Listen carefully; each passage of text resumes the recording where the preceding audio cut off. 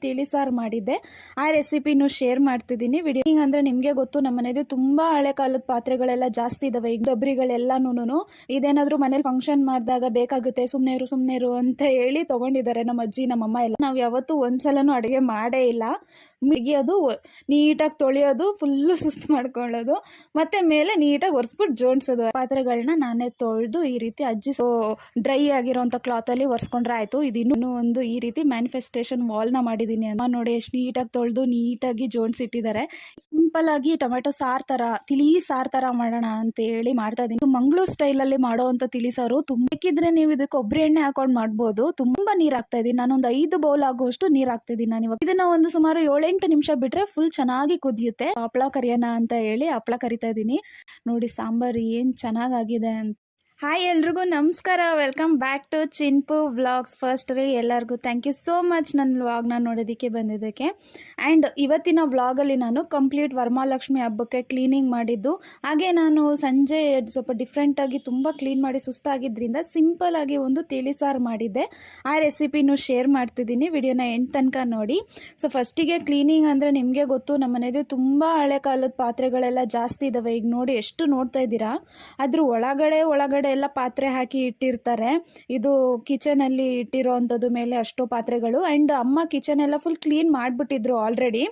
ಅಂದರೆ ನಾನು ಲೀವ್ ಸಿಗಲ್ಲ ಅಂತ ಹೇಳಿ ಅವರೇ ಸ್ವಲ್ಪ ಇದ್ದಾಗ ಕಿಚನ್ ಎಲ್ಲ ಅವರು ಕ್ಲೀನ್ ಮಾಡ್ಕೊಂಬಿಟ್ಟಿದ್ರು. ಅವ್ರ ಕೈಗೆ ಸಿಗುತ್ತಲ್ಲ ತೊಗೊಳಕ್ಕೆ ಎಲ್ಲ ಈಸಿಯಾಗಿ. ಸೊ ಅವರೇ ತೊಗೊಂಡು ಎಲ್ಲನೂ ಫುಲ್ ಕ್ಲೀನ್ ಮಾಡಿಟ್ಟಿದ್ರು. ನನಗೆ ಆಲ್ಮೋಸ್ಟ್ ಆಲ್ ಒಂದು 60% ಕೆಲಸ ಕಮ್ಮಿನೇ ಆಗೋಗಿತ್ತು.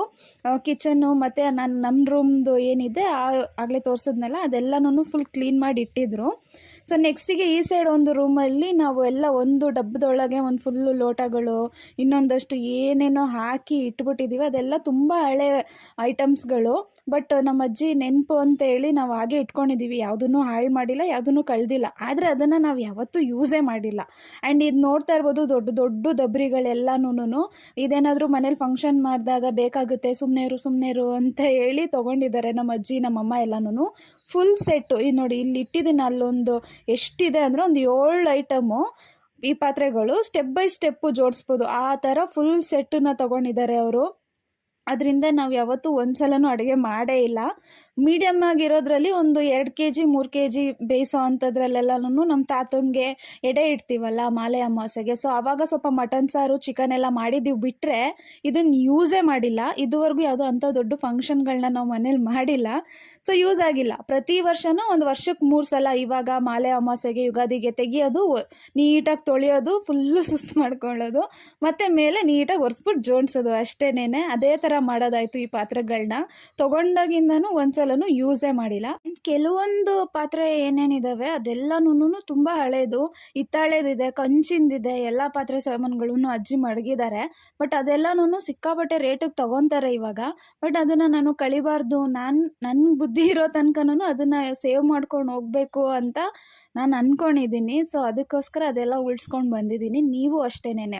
ಅದಕ್ಕೆ ಈಗಲೂ ಒಳ್ಳೆ ರೇಟ್ ಇದೆ. ನಮ್ಮ ಅಜ್ಜಿ ಎಲ್ಲ ತೊಗೋಬೇಕಾದ್ರೆ ಅವ್ರು ಹೇಳ್ತಾರೆ ಬರೀ 100 ರೂಪಾಯಿ, 150 ರೂಪಾಯಿ, 200 ರೂಪಾಯಿಗೆ ತೊಗೊಂಡೆ ಅಂತ. ನಿಮ್ಗೆ ಇವಾಗ 100, 150 ರೂಪಾಯಿ, 200 ರೂಪಾಯಿಗೆ ಇಷ್ಟಾಗಲ್ಲ ಪೀಸು ಸಹ ಸಿಗಲ್ಲ ಹಿತ್ತಾಳೆದು. ಅವ್ರು ಆಗಿನ ಕಾಲದಲ್ಲಿ ಅಷ್ಟು ಕಮ್ಮಿ ರೇಟಿಗೆ ತೊಗೊಂಡಿರ್ಬೇಕಾದ್ರೆ ನಾವು ಅದನ್ನು ಉಳಿಸ್ಕೊಂಡು ಹೋಗಬೇಕು. ನೆಕ್ಸ್ಟು ನೋಡಿ, ಇಷ್ಟು ಪಾತ್ರೆಗಳನ್ನ ನಾನೇ ತೊಳೆದು ಈ ರೀತಿ ಅಜ್ಜಿ ಸ್ವಲ್ಪ ಹೆಲ್ಪ್ ಮಾಡಿದ್ರು. ಈ ಥರ ಎಲ್ಲ ಆಚೆ ಒಂದು ಸ್ವಲ್ಪ ಬಿಸಿಲಿಗೆ ಹಾಕಿದ್ದೀವಿ, ಚೆನ್ನಾಗಿ ನೀರೆಲ್ಲ ಒಣಕೊಳ್ಳಿ ಅಂತ. ಆಮೇಲೆ ನೀಟಾಗಿ ಒಂದು ಬಟ್ಟೆನಲ್ಲಿ ಒರೆಸಿದ್ರೆ ಚೆನ್ನಾಗಿರುತ್ತೆ. ಇಲ್ಲಾಂದರೆ ಒಂದು ಡಾಟ್ ಥರ ಈ ಡ್ರಾಪ್ಸ್ ಎಲ್ಲ, ನೀರಿನ ಡ್ರಾಪ್ ಎಲ್ಲ ಹಾಗೆ ಡ್ರೈ ಆಗಿರುತ್ತಲ್ಲ, ಅದೊಂಥರ ಡ್ರಾಪ್ ಥರ ಹಂಗೆ ಕಲೆ ಉಳ್ಕೊಂಡ್ಬಿಡುತ್ತೆ. ನಾವು ಬೇರೆ ಜಾಸ್ತಿ ಯೂಸ್ ಮಾಡಲ್ಲ ಅಲ್ಲ, ಒಂದ್ಸಲ ತೊಳೆದಿಟ್ರೆ ಮತ್ತೆ ಇನ್ನೊಂದ್ಸಲ ತೊಳೆಯೋಕ್ಕೆ ತೆಗಿಯೋದು ಇದನ್ನು. ಸೊ ಅದಕ್ಕೋಸ್ಕರ ನೀಟಾಗಿ ಒಂದು ಡ್ರೈ ಆಗಿರೋಂಥ ಕ್ಲಾತಲ್ಲಿ ಒರೆಸ್ಕೊಂಡ್ರೆ ಆಯಿತು. ಇದು ಇನ್ನೂ ಒಂದು ರೂಮ್ದು ಅಷ್ಟೇ. ಇದ್ರ ಒಳಗಡೆ ಇನ್ನೂ ಸಾಕಷ್ಟು ಐಟಮ್ಸ್ಗಳಿದ್ದಾವೆ. ಅದೆಲ್ಲನೂ ತೊಳೆದು ಸಪ್ರೇಟಾಗಿ ಎತ್ತಿಕೊಂಡಿದ್ದೀನಿ. ನನಗೆ ಈ ತೊಳೆಯೋ ಟೆನ್ಷನ್ನಲ್ಲಿ ಅದನ್ನೆಲ್ಲ ವೀಡಿಯೋ ಮಾಡ್ಕೊಳ್ಳೋದೇ ಜಾಸ್ತಿ ಮಾಡ್ಕೊಳ್ಳೋಕ್ಕಾಗಿಲ್ಲ. ಆ್ಯಂಡ್ ಇದ್ರ ಮೇಲೆ ಅವಷ್ಟು ಐಟಮ್ಸ್ನೆಲ್ಲ ಇಟ್ಟಿದ್ವಿ ನಾವು. ಸೊ ಅದನ್ನೆಲ್ಲನೂ ನೀಟಾಗಿ ವಾಶ್ ಮಾಡ್ತಾಯಿದ್ದೀನಿ. ಹಾಗೆ ನನ್ನ ರೂಮಲ್ಲಿ ನೋಡಿ, ನಾನು ಒಂದು ಈ ರೀತಿ ಮ್ಯಾನಿಫೆಸ್ಟೇಷನ್ ವಾಲ್ನ ಮಾಡಿದ್ದೀನಿ. ಅಂದರೆ ನಮ್ಮದು ಡ್ರೀಮ್ ಯಾವ ಥರ ಇರಬೇಕು ಅಂತ ಈ ವಾಲ್ನ ನೋಡ್ತಾ ಇರಬೇಕು ಡೈಲಿ ನಾವು. ಸೊ ಆವಾಗ ನಮಗೆ ಮ್ಯಾನಿಫೆಸ್ಟೇಷನ್ ಮಾಡ್ತಾ ಇರ್ತೀವಿ. ನೋಡಿ ಅದನ್ನು ನಾವು ಆ ಥರ ತೊಗೋಬೇಕು ಅಂತ ನಮ್ಗೆ ಅನಿಸುತ್ತೆ. ಅದೆಲ್ಲನೂ ಒಂದು ಮೋಟಿವೇಶನ್ ಥಾಟ್ಸ್ ಥರ. ಸೊ ನೀವು ಅಷ್ಟೇನೆ ಒಂದು ಮ್ಯಾನಿಫೆಸ್ಟೇಷನ್ನು ವಾಲು ಈ ಥರ ಮಾಡ್ಕೊಳ್ಳಿ. ನೀವು ಡೈಲಿ ಅದನ್ನು ನೋಡ್ತಾ ಇರಬೇಕು. ಸೊ ಅವಾಗ ನೀವು ಬೇಗ ಅಚೀವ್ ಮಾಡೋದಕ್ಕೆ ಹೆಲ್ಪ್ ಆಗುತ್ತೆ. ಸೊ ನಾನು ಅದು ಆ ಥೀಮಲ್ಲಿ ಇದಿಷ್ಟು ನನಗೆ ಬೇಕಾಗಿರೋ ಅಂಥದ್ದು, ನಂಗೆ ತುಂಬ ಇಷ್ಟ. ಇದಿಷ್ಟು ಮಾಡಲೇಬೇಕು, ಅಚೀವ್ ಮಾಡಬೇಕು ಲೈಫಲ್ಲಿ ಅನ್ನೋದು ನನ್ನ ಆಸೆ. ಸೊ ಅದಕ್ಕೋಸ್ಕರ ನಾನು ಬೆಡ್ರೂಮಲ್ಲೇ ಹಾಕ್ಕೊಂಡಿದ್ದೀನಿ ಅದನ್ನು. ನಾನು ಡೈರೆಕ್ಟಾಗಿ ನನಗೆ ಎದ್ದ ತಕ್ಷಣ ಕಾಣಿಸ್ಬೇಕು ಅದು, ಆ ಥರ ಹಾಕ್ಕೊಂಡಿದ್ದೀನಿ. ನೆಕ್ಸ್ಟಿಗೆ ಕಿಟಕಿ ಎಲ್ಲ ಕ್ಲೀನ್ ಮಾಡ್ತಾಯಿದ್ವಿ. ಆ್ಯಂಡ್ ತುಂಬ ರೋಡ್ ಸೈಡ್ ಇದೆ ನೋಡಿ, ಆಚೆ ಫುಲ್ಲು ಖಾಲಿ ಸೈಟ್ಗಳೇ ಇರೋದು. ಸೊ ಅದಕ್ಕೋಸ್ಕರ ತುಂಬ ಗಾಳಿ ಬರುತ್ತೆ. ಮೇಲ್ಗಡೆ ಆಗಿರೋದ್ರಿಂದ 3rd ಫ್ಲೋರಲ್ಲಿ ನಮ್ಮ ಮನೆ ಇರೋದು. ಸೊ ತುಂಬ ಗಾಳಿ ಬರುತ್ತೆ. ನಾವು ಪ್ರತಿ ತಿಂಗಳು ಕ್ಲೀನ್ ಮಾಡಿದ್ರೂ ಇಷ್ಟು ಧೂಳು ಬಂದೇ ಬರುತ್ತೆ ನೋಡಿ. ಡ್ರೆಸ್ಸಿಂಗ್ ಟೇಬಲ್ ಮೇಲೆಲ್ಲ ಎಷ್ಟೋ ದಿನ ಕೂತಂಗಿದೆ. ಅಲ್ಲಿ ಲಾಸ್ಟ್ ಮಂತ್ ಎಲ್ಲ ಕ್ಲೀನ್ ಮಾಡಿರೋದೆ ಇದನ್ನು, ಬಟ್ ಸ್ಟಿಲ್ ಸಖತ್ ಧೂಳು ಕೂರುತ್ತೆ ಈ ಒಂದು ಮೇಲ್ಗಡೆ ಮನೆ ಇದ್ದರೆ. ಸೊ ಈ ಥರ ಪಾತ್ರೆ ಸಾಮಾನುಗಳ ಮೇಲೆಲ್ಲನೂ ಕೂರುತ್ತೆ. ಆ್ಯಂಡ್ ನಮ್ಮಮ್ಮ ನೋಡಿ ಎಷ್ಟು ನೀಟಾಗಿ ತೊಳೆದು ನೀಟಾಗಿ ಜೋಡಿಸಿಟ್ಟಿದ್ದಾರೆ. ಈ ಸೈಡೆಲ್ಲನೂ ಮಿಕ್ಸಿ ಕುಕ್ಕರ್ ಎಲ್ಲನೂ ಎಕ್ಸ್ಟ್ರಾ ಇರೋದದು, ಮನೆಗೆ ಯೂಸ್ ಮಾಡೋದು ಬಿಟ್ಟು ಎಕ್ಸ್ಟ್ರಾ ಇರೋದದು. ಅದನ್ನು ಹಾಗೆ ಇಟ್ಟಿದ್ದೀವಿ, ಯೂಸ್ ಮಾಡಿಲ್ಲ, ಎಲ್ಲ ಹೊಸದು ಹಂಗೆ ಇಟ್ಟಿದ್ದೀವಿ. ಕೆಲವೊಂದನ್ನು ಯೂಸ್ ಮಾಡ್ತೀವಿ, ಬಟ್ ಅದೆಲ್ಲನೂ ಯೂಸ್ ಮಾಡಿಲ್ಲ, ಸಪ್ರೇಟಾಗಿ ಹಾಗೆ ತೆಗೆದಿಟ್ಟಿದ್ದೀವಿ. ಆ್ಯಂಡ್ ಈ ಥರ ಹಿತ್ತಾಳೆ ಕೊಳಗ, ಈ ಕೊಳಗ ಒಳಗೆ ಒಂದು 3-4 ಕೊಳಗ ಇದೆ. ಒಂದ್ರೊಳಗೆ ಹಾಕಿ ಹೇಗೋ ಇಡೋದಷ್ಟೇ ನೋಡಿ. ಸಣ್ಣ ಸಣ್ಣ ಗುಂಡಿಗಳು, ಅದರೊಳಗೆ ಗೆಜ್ಜೆ ಎಲ್ಲ ಹಾಕಿರ್ತಾರಲ್ಲ ಆ ಥರ ಗುಂಡಿಗಳು. ಸೊ ನೆಕ್ಸ್ಟಿಗೆ ಡ್ರೆಸ್ಸಿಂಗ್ ಟೇಬಲ್ ತುಂಬ ಗಲೀಜಾಗಿತ್ತಲ್ಲ, ಸೊ ನಾನು ಹಾಲಿಗೆ ತೊಗೊಂಬಂದು ಅದನ್ನೆಲ್ಲ ನೀಟಾಗಿ ವೆಟ್ ಕ್ಲಾತು ಮತ್ತು ಡ್ರೈ ಕ್ಲಾತಲ್ಲೆಲ್ಲ ನೀಟಾಗಿ ಒರೆಸ್ಕೊತಾ ಇದ್ದೀನಿ. ನಾವು ಪ್ರತಿ ಸಲ ಒರೆಸ್ತಾನೆ ಇರ್ತೀವಿ. ಇದಂತೂ ಆ ಕಿಟಕಿ ಪಕ್ಕನೇ ಇಟ್ಟಿರೋದ್ರಿಂದ ತುಂಬಾ ಧೂಳಾಗುತ್ತೆ, ತುಂಬ ಡಸ್ಟು ಸೇರ್ಕೊಂಡ್ಬಿಡುತ್ತೆ. ಆ್ಯಂಡ್ ಅದರಿಂದ ಎಲ್ಲ ನಾವು ಎಷ್ಟೇ ಕ್ಲೀನ್ ಮಾಡಿದ್ರೂ ಧೂಳು ಅನ್ನೋದು ಬಂದೇ ಬರುತ್ತೆ ಮನೇಲಿ. ನಮ್ಮದು ಬೇರೆ 3rd ಫ್ಲೋರ್ ಆಗಲೇ ಹೇಳ್ದಂಗೆ. ಸೊ ಸಿಕ್ಕಾಪಟ್ಟೆ ಧೂಳಾಗುತ್ತೆ. ಸೊ ಎಲ್ಲ ಕ್ಲೀನ್ ಮಾಡಿ ಫ್ರೆಶ್ ಅಪ್ ಆಗಿ ಸಿಂಪಲ್ಲಾಗಿ ಟೊಮೆಟೊ ಸಾರು ಥರ, ತಿಳಿ ಸಾರು ಥರ ಮಾಡೋಣ ಅಂತೇಳಿ ಮಾಡ್ತಾಯಿದ್ದೀನಿ. ಇದು ಮಂಗಳೂರು ಸ್ಟೈಲು, ಮಿಸ್ ಮಾಡಿದೆ, ಟ್ರೈ ಮಾಡಿ. ಇದಕ್ಕೆ ನಾನು ಒಂದು 7 ಹಣ್ಣಾಗಿರೋ ಟೊಮೆಟೊನ ಈ ಥರ ಉದ್ದುದ್ದ ಹೆಚ್ಕೊಂಡು ಹಸಿಮೆಣ್ಸಿನ್ಕಾಯಿ ಮತ್ತು ಕರಿಬೇವು, ಕೊತ್ತಂಬರಿ ಸೊಪ್ಪು ಮತ್ತು ಬೆಳ್ಳುಳ್ಳಿ, ಶುಂಠಿ ತೊಗೊಂಡಿದ್ದೀನಿ. ಇವೆರಡನ್ನೂ ಸಣ್ಣದಾಗಿ ಕಟ್ ಮಾಡ್ಕೊಂಡಿದ್ದೀನಿ, ಒಂದು ಮೀಡಿಯಮ್ ಸೈಜಲ್ಲೇ. ಸೊ ಇದು ಮಂಗಳೂರು ಸ್ಟೈಲಲ್ಲಿ ಮಾಡೋವಂಥ ತಿಳಿಸಾರು ತುಂಬಾ ಚೆನ್ನಾಗಿರುತ್ತೆ, ಟ್ರೈ ಮಾಡಿ ನೋಡಿ. ನಮ್ಮ ಅಮ್ಮಂಗಂತೂ ಫುಲ್ ಸುಸ್ತಾಗಿತ್ತು. ಸೊ ಬಿಡು ನಾನೇ ತಿಳಿಸಾರು ಮಾಡ್ತೀನಿ ಅಂತೇಳಿ ನಾನೇ ಮಾಡ್ತಾ ಇರೋದು. ಹಾಗೆ ಒಂದು 3 ಈರುಳ್ಳಿಯನ್ನು ತೊಗೊಂಡಿದ್ದೀನಿ ಉದ್ದುದ್ದ. ಸ್ವಲ್ಪ ಜಾಸ್ತಿ ಕ್ವಾಂಟಿಟಿಯಲ್ಲಿ ಮಾಡ್ತಾಯಿದ್ದೀನಿ ನಾವು. ನೀವು ಬೇಕಿದ್ರೆ ಒಂದು 5 ಟೊಮೆಟೊ, 1 ಈರುಳ್ಳಿ ಹಾಕ್ಕೊಂಡ್ರೆ ಸಾಕಾಗುತ್ತೆ. ನೆಕ್ಸ್ಟಿಗೆ ಒಂದು ದಪ್ಪ ತಳ ಇರೋ ಅಂಥ ಒಂದು ಪ್ಯಾನ್ನ ತೊಗೊಂಡು ಅದಕ್ಕೆ ಸ್ವಲ್ಪ ಆಯಿಲ್ನ ಹಾಕಿ ಸಾಸಿವೆ ಸಿಡಿದ ಮೇಲೆ ಒಂಚೂರು ಕರಿಬೇವಿನ ಸೊಪ್ಪನ್ನ ಹಾಕಿ, ಅದು ಸಿಡಿದ ಮೇಲೆ ನಾವೇನು ಬೆಳ್ಳುಳ್ಳಿ, ಶುಂಠಿ ಮತ್ತು ಹಸಿಮೆಣ್ಸಿನ್ಕಾಯಿ ತೊಗೊಂಡಿದ್ವಲ್ಲ, ಸೊ ಅದನ್ನು ಡೈರೆಕ್ಟ್ ಒಗ್ಗರಣೆಗೆ ಹಾಕಿ ಚೆನ್ನಾಗಿ ರೋಸ್ಟ್ ಮಾಡ್ಕೋಬೇಕು.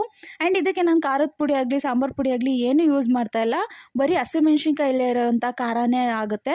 ಸೊ ಅದಕ್ಕೋಸ್ಕರ ನಾವು ಖಾರ ಆಗಿರೋಂಥ ಹಸಿಮೆಣ್ಸಿನ್ಕಾಯಿನ ಸ್ವಲ್ಪ ಜಾಸ್ತಿ ಹಾಕ್ಕೊಂಡ್ರೆ ಖಾರವಾಗಿ ಚೆನ್ನಾಗಿರುತ್ತೆ. ನಿಮ್ಮ ಖಾರಕ್ಕೆ ತಕ್ಕಂಗೆ ಹಾಕ್ಕೊಳ್ಳಿ. ಈ ಮೆಣ್ಸಿನ್ಕಾಯಿ ಸ್ವಲ್ಪ ಖಾರನೇ ಇತ್ತು, ನಾನು ಆದಷ್ಟು ಅಷ್ಟು ಕ್ವಾಂಟಿಟಿಗೆ ಎಷ್ಟು ಬೇಕಾಗುತ್ತೆ ಅಷ್ಟು ತೊಗೊಂಡಿದ್ದೀನಿ. ನೆಕ್ಸ್ಟಿಗೆ ನಾನು ಸ್ವಲ್ಪ ಉದ್ದುದ್ದ ಕಟ್ ಮಾಡಿರೋಂಥ ಈರುಳ್ಳಿನ ಹಾಕಿ ಸ್ವಲ್ಪ ಫ್ರೈ ಮಾಡಿಕೊಂಡು ಅದಕ್ಕೆ ನಾನು ಉಪ್ಪನ್ನ ಸೇರಿಸ್ಕೊತಾ ಇದ್ದೀನಿ, ಸ್ವಲ್ಪ ಬೇಗ ಬೇಯಲಿ ಅಂತ ಹೇಳಿ. ಚೆನ್ನಾಗಿ ರೋಸ್ಟ್ ಆಗಬೇಕು, ಈರುಳ್ಳಿ ಎಲ್ಲ ಕಲರ್ ಚೇಂಜ್ ಆಗೋ ತನಕ ನೀಟಾಗಿ ರೋಸ್ಟ್ ಆಗಬೇಕು, ಅಲ್ಲಿ ತನಕ ಫ್ರೈ ಮಾಡ್ಕೋಬೇಕು. ಆ್ಯಂಡ್ ಬೇಕಿದ್ದರೆ ನೀವು ಇದಕ್ಕೆ ಕೊಬ್ಬರಿ ಎಣ್ಣೆ ಹಾಕೊಂಡು ಮಾಡ್ಬೋದು, ತುಂಬಾ ಚೆನ್ನಾಗಿರುತ್ತೆ, ಪಕ್ಕ ಮಂಗಳೂರು ಸ್ಟೈಲ್ ಬರುತ್ತೆ. ಬಟ್ ನಾವು ಈ ಸೈಡ್ ಎಲ್ಲ ಬೆಂಗಳೂರಲ್ಲೆಲ್ಲ ಕೊಬ್ಬರಿ ಎಣ್ಣೆ ತಿನ್ನಲ್ಲ, ಸೊ ಅದಕ್ಕೆ ನಾನು ನಾರ್ಮಲ್ ಮನೇಲಿ ಯೂಸ್ ಮಾಡುವಂಥ ಆಯಿಲ್ನೇ ಹಾಕ್ಕೊಂಡಿದ್ದೀನಿ. ಸೊ ಈಗ ಈರುಳ್ಳಿ ಎಲ್ಲ ಚೆನ್ನಾಗಿ ಕಲರ್ ಚೇಂಜ್ ಆಗಿದೆ. ಇದಕ್ಕೆ ನಾನು ಕಟ್ ಮಾಡಿ ಇಟ್ಕೊಂಡಿರೋ ಅಂಥ ಟೊಮೆಟೊನ ಹಾಕ್ಕೊತಾ ಇದ್ದೀನಿ. ಟೊಮೆಟೊ ಅಷ್ಟೇ ಚೆನ್ನಾಗಿ ಸಾಫ್ಟ್ ಆಗೋ ತನಕ ಫ್ರೈ ಮಾಡ್ಕೋಬೇಕು. ಬೇಕಿದ್ರೆ ನಿಮ್ಗೆ ಇನ್ನೂ ಕ್ವಿಕ್ಕಾಗಿ ಆಗಬೇಕು ಅಂದರೆ ಟೊಮೊಟೊನ ಸಣ್ಣದಾಗಿ ಕಟ್ ಮಾಡಿಕೊಂಡ್ರೆ ಬೇಗ ಬೇಯುತ್ತೆ, ಸೊ ಇನ್ನೂ ಕ್ವಿಕ್ಕಾಗಿ ಆಗುತ್ತೆ. ಯೂಶಲಿ ಇಷ್ಟುದ್ದ ಕಟ್ ಮಾಡಿಕೊಂಡ್ರೂ ಒಂದು 10 ಮಿನಿಟ್ಸ್ ಸಾಕು ರೆಡಿ ಮಾಡಿ ಇಟ್ಕೊಂಡ್ರೆ ಇದೆಲ್ಲನೂ ಈ ಸಾಂಬಾರನ್ನ ಮಾಡೋದಕ್ಕೆ. ಸೊ ನೆಕ್ಸ್ಟಿಗೆ ಟೊಮೆಟೊ ಹಾಕಿದ ತಕ್ಷಣ ಒಂದು ಅರ್ಧ ಸ್ಪೂನ್ ಆಗೋಷ್ಟು ಅರಿಶಿನ ಹಾಕ್ತಾಯಿದ್ದೀನಿ. ಅರಿಶಿನೂ ನೀಟಾಗಿ ಮಿಕ್ಸ್ ಮಾಡಿಕೊಂಡು ಚೆನ್ನಾಗಿ ಟೊಮೆಟೊನ ಫ್ರೈ ಆಗಕ್ಕೆ ಬಿಡಬೇಕು. ಒಂದು 2-3 ನಿಮಿಷ ಬಿಟ್ಟರೆ ಟೊಮೊಟೊ ಚೆನ್ನಾಗಿ ಸಾಫ್ಟ್ ಆಗುತ್ತೆ. ಅಲ್ಲಿ ತನಕ ಇದನ್ನು ಚೆನ್ನಾಗಿ ಫ್ರೈ ಮಾಡ್ಕೋಬೇಕು ಎಣ್ಣೆಲೇ. ಸೊ ಆವಾಗಲೇ ಈ ಒಂದು ಸಾಂಬಾರಿಗೆ ಟೇಸ್ಟ್ ಜಾಸ್ತಿ ಅಂತ ಹೇಳ್ತೀನಿ. ಸೊ ನೆಕ್ಸ್ಟಿಗೆ ಟೊಮೆಟೊನು ಒಂಚೂರು ಸಾಫ್ಟ್ ಆಗಲಿ ಅಂತ ನಾನು ಸ್ವಲ್ಪ ಉಪ್ಪನ್ನ ಆ್ಯಡ್ ಮಾಡ್ತಾಯಿದ್ದೀನಿ. ನಾವು ಆಲ್ರೆಡಿ ಈರುಳ್ಳಿಗೂ ಹಾಕಿರ್ತೀವಿ, ಟೊಮೊಟೊಗೂ ಹಾಕಿರ್ತೀವಿ, ಲಾಸ್ಟಲ್ಲಿ ನಾವು ನೀರು ಆ್ಯಡ್ ಮಾಡ್ತೀವಲ್ಲ, ಸೊ ಆವಾಗಲೂ ಇನ್ನೊಂದು ಸಲ ಉಪ್ಪನ್ನ ನೋಡ್ಕೊಬೋದು. ಕಲ್ಲುಪ್ಪನ್ನ ನಾವು ಹಾಕೊಂಡ್ಬಿಟ್ರೆ ಒಂದೇ ಸಲ ಹಾಕ್ಕೊಂಡ್ರೆ ಸಾಕು, ಸಾಂಬಾರಿಗೆ ಆಗೋಷ್ಟು ಆಗುತ್ತೆ. ಬಟ್ ನಂಗೆ ಕಲ್ಲುಪ್ಪು ಅಳತೆ ಗೊತ್ತಾಗಲ್ಲ, ಅದಕ್ಕೋಸ್ಕರ ನಾನು ಸಾಲ್ಟೇ ಯೂಸ್ ಮಾಡೋದು, ಅಂದರೆ ಪುಡಿ ಉಪ್ಪನ್ನ. ಸೊ ನೆಕ್ಸ್ಟಿಗೆ ಟೊಮೆಟೊ ಎಲ್ಲನೂ ಚೆನ್ನಾಗಿ ಆವಾಗಲೇ ಹೇಳ್ದಂಗೆ ಸಾಫ್ಟ್ ಆಗೋ ತನಕ ಫ್ರೈ ಮಾಡ್ಕೋಬೇಕು. ಇದನ್ನು ಬ್ಯಾಚುಲರ್ಸ್ ಆಗಿರ್ಬೋದು ಅಥವಾ ಕ್ವಿಕ್ಕಾಗಿ ಮಾಡ್ಕೊಬಿಡೋಣ, ಸಕ್ಕತ್ ಸುಸ್ತಾಗಿರುತ್ತೆ ಅನ್ನೋರು ಈಸಿಯಾಗಿ ಮಾಡ್ಕೋಬೋದು. ಟೇಸ್ಟ್ ಮಾತ್ರ ಸಕ್ಕತ್ತಾಗಿರುತ್ತೆ, ತಿಳಿ ಸಾರು ಥರ. ಖಾರವಾಗಿ ಚೆನ್ನಾಗಿರುತ್ತೆ. ನೆಕ್ಸ್ಟಿಗೆ ಇದಕ್ಕೆ ನಾನು ಕೊತ್ತಂಬರಿ ಸೊಪ್ಪನ್ನ ಹಾಕ್ಕೊಂಡು ತುಂಬ ನೀರು ಹಾಕ್ತಾಯಿದ್ದೀನಿ. ನಾನೊಂದು 5 ಬೌಲ್ ಆಗುವಷ್ಟು ನೀರು ಹಾಕ್ತಿದ್ದೀನಿ. ನಾನು ಇವಾಗ ತೋರಿಸ್ತಿದ್ದೀನಲ್ಲ ಅದು ದೊಡ್ಡ ಬೌಲು, ಅದರಲ್ಲಿ 2 ಬೌಲ್ ಆಗುವಷ್ಟು ನೀರು ಹಾಕಿದ್ದೀನಿ. ಈಗ ನಿಮಗೆ ರುಚಿಗೆ ತಕ್ಕಷ್ಟು ಉಪ್ಪು ಎಷ್ಟು ಬೇಕು ಅಂತ ನೋಡಿಕೊಂಡು ಒಂದು ಲಿಡ್ನ ಕ್ಲೋಸ್ ಮಾಡಿ ಒಳ್ಳೆ ಕುದಿ ಬರೋಕ್ಕೆ ಬಿಡಬೇಕು. ಇದನ್ನು ನೋಡಿ ಇಷ್ಟು ಒಂದು 2-3 ನಿಮಿಷ ಆದಮೇಲೆ ಇಷ್ಟು ಕುದಿಯುತ್ತೆ. ಇದನ್ನು ಒಂದು ಸುಮಾರು 7-8 ನಿಮಿಷ ಬಿಟ್ಟರೆ ಫುಲ್ ಚೆನ್ನಾಗಿ ಕುದಿಯುತ್ತೆ. ಬೇಕಿದ್ರೆ ಟೊಮೊಟೊ ನಾನು ಆಗಲೇ ಹೇಳ್ದಂಗೆ ಸಣ್ಣ ಕಟ್ ಮಾಡಿ ಹಾಕ್ಕೊಂಡ್ರೆ ಒಂದು 5 ನಿಮಿಷಕ್ಕೆ ಕುದ್ರೆ ಸಾಕಾಗೋಗುತ್ತೆ. ಸಾಂಬಾರು ರೆಡಿನೇ ಆಗಿಬಿಡುತ್ತೆ. ಹೇಗಿದ್ದರೂ ಸಾಂಬಾರು ಮಾಡ್ತಾಯಿದ್ದೀವಿ, ರೈಸ್ ಜೊತೆ ತಿನ್ನೋದಲ್ವ, ಸೊ ಹಪ್ಪಳ ಕರಿಯೋಣ ಅಂತ ಹೇಳಿ ಹಪ್ಪಳ ಕರಿತಾ ಇದ್ದೀನಿ.